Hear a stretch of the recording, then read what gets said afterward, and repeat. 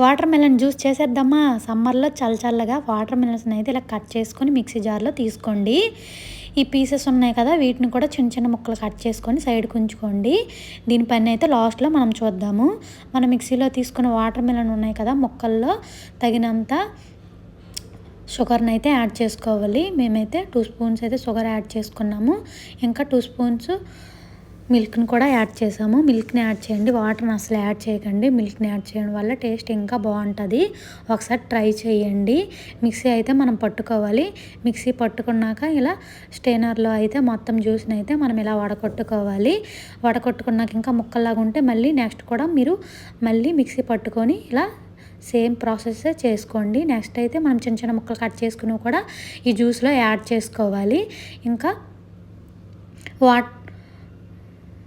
Ice cubes ఉంటాయి కదా, ice క్యూబ్స్ని కూడా ఇందులో యాడ్ చేసుకోవాలి. చియా సీడ్స్ని అయితే ముందుగా మనం నానబెట్టుకొని వాటిని కూడా యాడ్ చేసుకోవాలి. లాస్ట్లో అయితే మిల్క్ మేడ్ అండి ఇందులో అయితే నేను యాడ్ చేశాను. చాలా బాగుంటుంది టేస్ట్ అయితే. ఈ వీడియో మీకు నచ్చితే లైక్, సబ్స్క్రైబ్ మై ఛానల్.